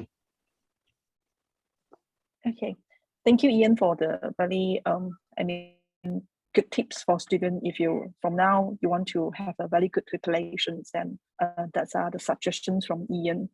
Is there anything, Elene and Stephen, you can suggest, and maybe handy tips for students if they want to be to be successful in the bar programs?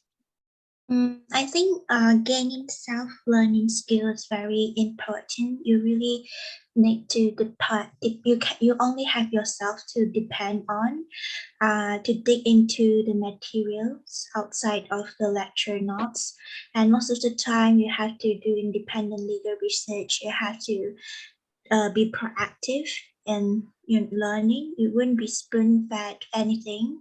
Just make sure you have the ability to do that, and also get some I'm very sure most of you, every one of you already have this, but just a kind reminder that you really need to learn how to self-motivate, self-control, and self-discipline, because life abroad might be a bit tough at the beginning, but doesn't mean that you have a lot of time to adapt to this new environment. So you have to adapt to the new environment at the same time, and also get self-motivated enough to start doing revision at the very early stage of this course. And also, I think it's good to cultivate some social skills, because you know, it can get a bit lonely here. So if you are good with social skills, you can, you know, maybe get around with a lot of I know a lot of friends, and they could give you good companionship, and also you can help each other out if you have anything you need help with during the bar course. Also, to have good friends to keep motivate each other, that would be Yeah, that will be good. Yeah, that would be good. Yeah. Okay. Thank you, Elaine. And anything, Stephen, you would like to top up from whatever Ian and Elaine's already suggested? Yeah, so I think the major tip I would give to anyone who's planning to study the bar is try to get as much experience as you can with public speaking, or just being able to present in front of people. Because when you do the bar course, it really trains you to be very comfortable on your feet when you're presenting, when you're doing your advocacy classes as well, or when you're doing your client conferencing. So getting comfortable with presenting in front of people, getting confident in the way you present is very important. So some of the ways you can do that is, you know, join clubs, or, you know, if you have to present something, just give yourself that opportunity to go and speak in front of people. I think that's really helpful. Or, you know, go to workshops. I think those have really helped as well. So if you are planning to be a lawyer, then, you know, it's a start of a long journey of you just speaking in front of people. So if you can get those skills at the start, it's very helpful. Thank you, Stephen, for the suggestions as well. So we'd like to move on to the next frequently asked questions by our future students. They are looking to apply for bar. There are 4 inns. All is in London, but which inn is better than another? A lot of students asking me the question, or ask their seniors. So would you mind to share about the time when you apply for the inn? What makes you to decide that you want to go with that inn? So Ian, can I know the inn of Scott that you apply to be the member? Yeah, of course. So I'm basically from Lincoln's Inn. And why I choose Lincoln's Inn, because to be honest, like that's the most Malaysian that you can see in Lincoln's Inn. And also this part, besides that, I mean, Lincoln's Inn is the biggest inn among all of the inns of court. But also another reason why I choose Lincoln's Inn is just because it's just like a 5 minutes walk from my BPP university to the inns of court. So it's like a very time saving. I don't have to take tube, or I don't have to travel, something like that, because I always make sure I have my qualifying session like almost every week. So it's good that I chose the inns nearby to my place of living and also my use, so that it's easy for me to plan my schedule. Yeah. Thank you, Ian. Thank you. And Elaine, may I know the inns that you belongs to? So I was registered under Middle Temple Inn, and I chose Middle Temple Inn purely because one of my classmates from year 3 chose Middle Temple Inn. But I'm very glad with my decision, because now that I'm here, I actually get to know that many of us from Malaysia do join Middle Temple Inn. That's a perk, because when we have to travel to London to join the qualifying sessions, we could all go together, and yeah, that's nice. Okay, thank you, Elaine. What about Stephen? You the inn that you last time registered, is that which is the inn, the register, and the reasons that you you chose the IN? So Ian and I are best friends now because I was part of Lincoln's Inn as well. So yeah. Okay, so the reason why I chose Lincoln's Inn is mainly for the same reasons as well. You know, there's a lot of Malaysians there. So you know, when you're in a foreign country, it's nice to have a home away from home where you can meet a lot of other people who are also Malaysian. But I think one of the reasons I chose Lincoln's Inn was because of the things that they offered. You get a chance to meet with a lot of, you know, senior members of the bar who are with Lincoln's Inn, and they're very open about you speaking to them, you know, going to do mini pupilages with them, interacting with them, or maybe even just, you know, following them around in their daily job. So I think the opportunities that were granted by Lincoln's Inn was very nice. And I mean, the place itself is also very aesthetically pleasing if you want to take Instagram photos or whatever. So that's also another reason why I chose Lincoln's Inn. That's good to hear that. The other questions relates to INS is also students. They like to know what students they do during the qualifying sessions. So would you mind to share a bit about the experience you have with the QS sessions? So anyone like to take this? Yeah. Yeah. Ian? So basically, my experience in qualifying session is great. We have the in-person and online session as well. But then in order for you to be called to the bar, you have to minimum require 10 qualifying session. And I'm not really sure how many online and in-person. For this year, I think is 2 online and minimum of 2 online and minimum of 5 in person. But I'm not really sure if that will change in some other in the future. So my experience is great. In terms of the qualifying session in online, we don't really require to don't have to really prepare any preparation. But in person, they usually send the documents a week before. Like I have my qualifying session coming Monday regarding the barrister ethics.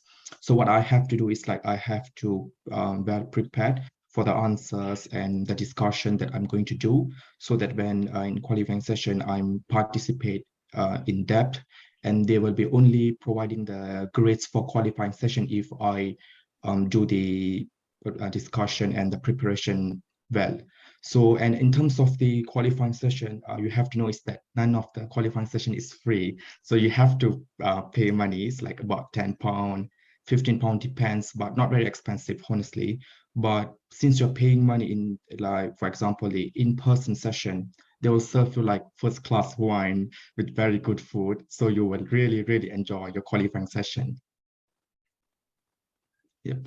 We only 10 to 15 pounds, you can enjoy the quality and quality wines and foods. That is really a good deal. Exactly. Okay.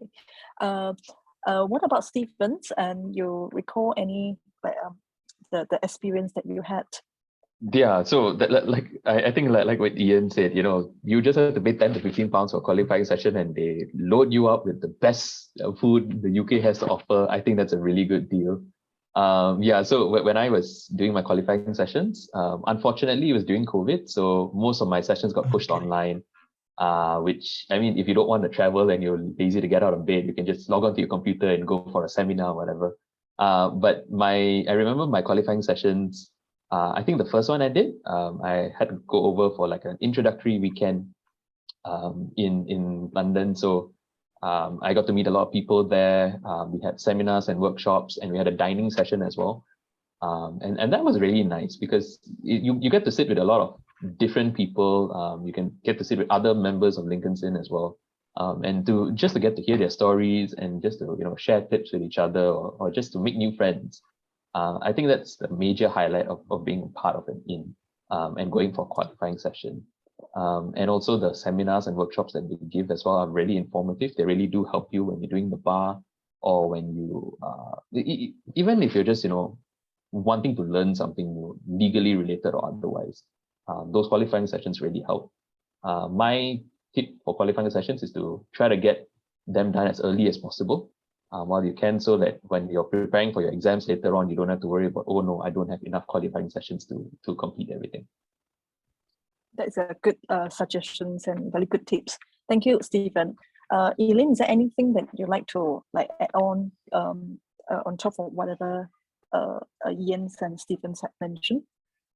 Okay, so like what Ian said, there are definitely rules that you have to follow for qualifying sessions. I think for Middle Temple Inn, it's at least 6 sessions of in-person qualifying sessions and 4 sessions of online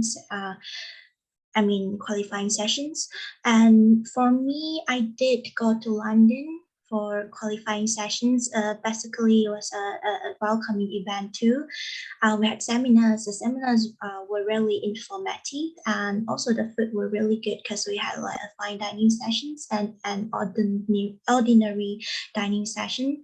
And what I have to say is, if you are out of London, for Middle Temple Inn, not sure about other inns, but for Middle Temple Inn, we have a few sessions free for out of London students, but you do need to travel all the way to London. And my suggestion is really, when you're booking accommodation, places near the inn might be a bit more pricey, but I would still suggest you to go for those places, because I didn't. I went for a place way further than Central London, and it really was a big trouble having to travel from my accommodation to the inn and back.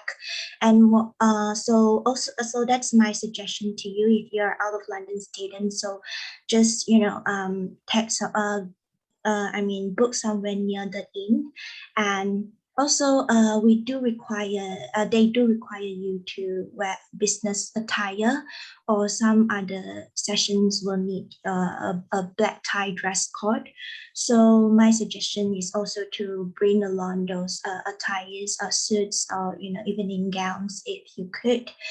And other than that, I think for the sessions, you do really need to book it fast. As long as you are sure you could go, please book it as soon as possible, because the sessions, even online sessions, got sold out really quickly. So if you wanna save yourself from troublesome later on, just make sure to book quick. Yep.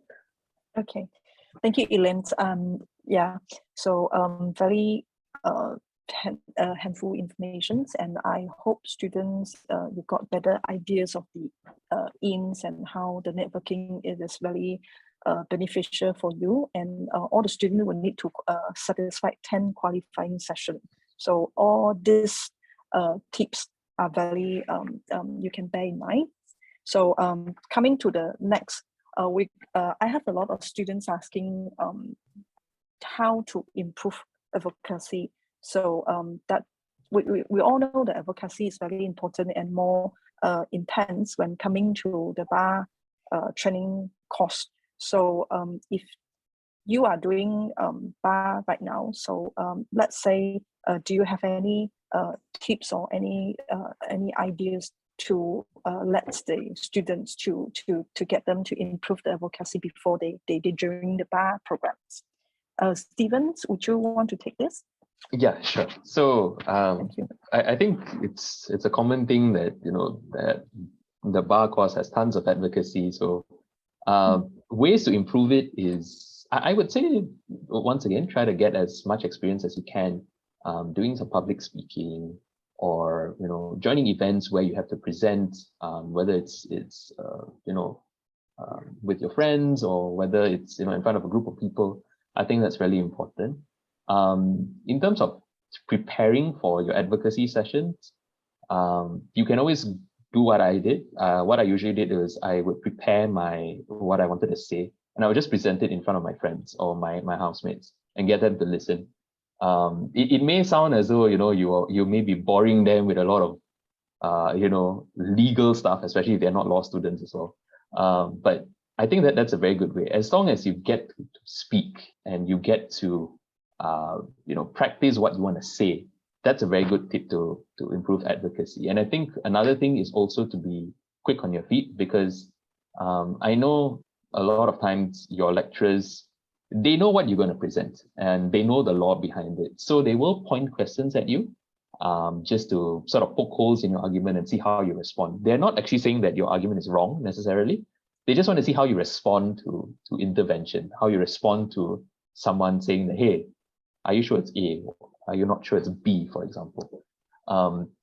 So one thing you could do is to know your documents very well, to know your case very well, so that you can answer all those factual questions that they try to pose to you. And even, let's just say they ask you a legal question that you don't know the answer to.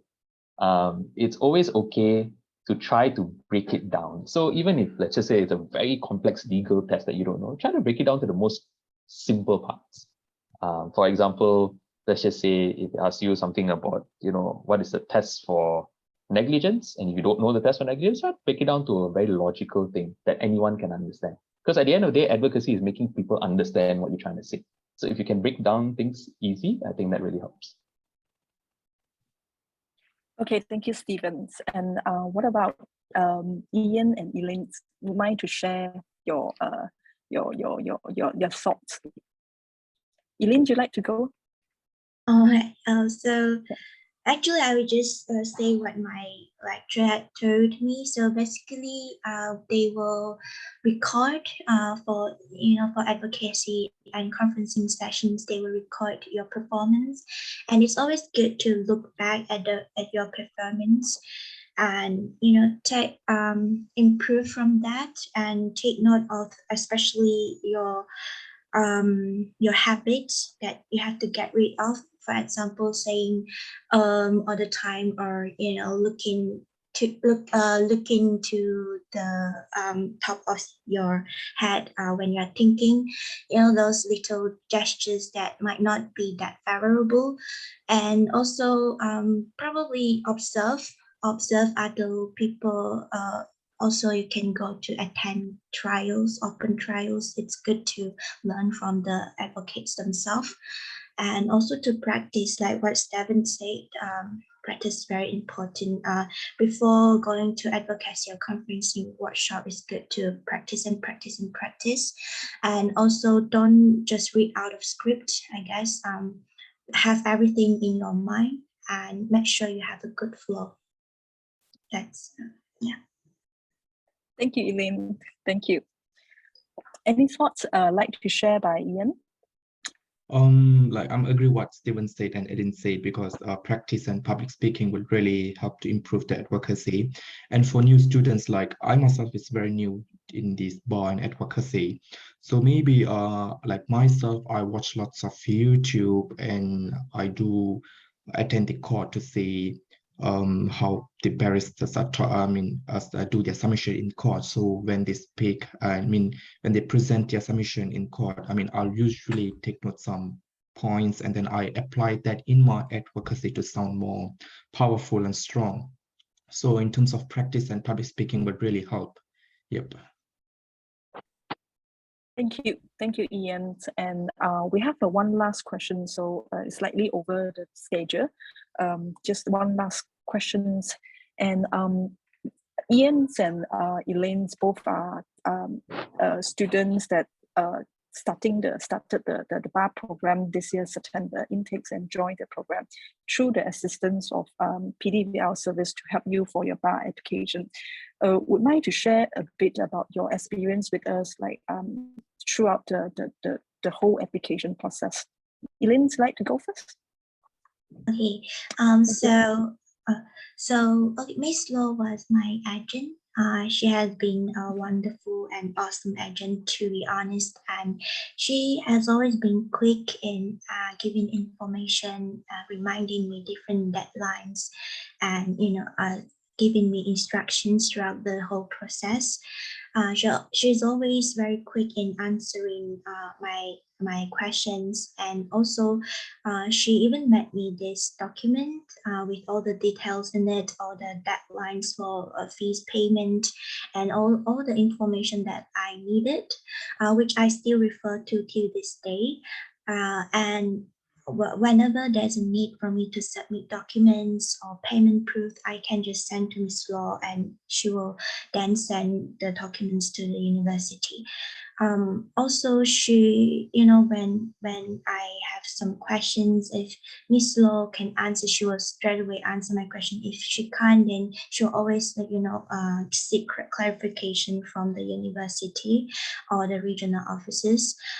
So I could say, and also I think when you're making this application process, most of us are in the midst of, submitting assignments for year 3 or preparing exams for year 3, could get very stressed out on top of the whole application process. So it's good to have Miss Law and PDVL to guide me through the whole process. And I could say that the process was very favorable, very smooth, and I think PDVL or Miss Law particularly had made this possible. So I would definitely recommend every one of you. And on top of that, I think Miss Law had already shared with you, but there is this perk of the membership for Inns of Court, is it? Yeah. So it's just cherry on top of the. I forgot the idioms, but anyway, it's good. Yeah, you won't regret it. Getting you registered with PDVL. Yeah. Thank you, Elene, for all the compliments. And Ian is another of my very lovely students. Would like to share about your experience. Yeah, I would say, Miss Lo, you're very good, and thank you so much for. I'm really grateful for your support towards past month, because I was working after my LLB, my third LLB, so I really don't have time to do the application. Miss Lo was constantly remind me, have you done this? Have you done that? Don't forget about the deadline. So she's very supportive, and I can say I enrolled to the bar course today because of Miss Lo as well. She was very supportive, very helpful. And the best part is I got my reimbursement for the Inns of Court roughly about £100 something. So I would definitely recommend students to apply with the PDVL. She will be very helpful. Thank you, Ian and Elene. And that's all for today's session. We have all these questions being frequently asked by students. So we have we have 2 minutes. You can ask any questions for the students today here, and BBP University and University of West of England, Bristol also here. You could ask any question that you liked. And for all the students that attending for today bar event, will be here like last year. We have this offer for students that we will reimburse the Inns of Court membership for students if you use our service to apply to the bar and enroll to the university eventually September 2020 intakes. So that is the you have us to get you through the process and help you for the application, and then later on for the offer acceptance and visa application. All of this would be guided, and the services that we provide to students are free. We don't charge anything for our service, and what is in extra, student will get a reimbursement. So that is that's all from me. But if you have any questions, I encourage students to ask anything since Ian, Elaine, and Stevens are here, and the university representative. If not, then we will dismiss. And sorry for the delay of the session.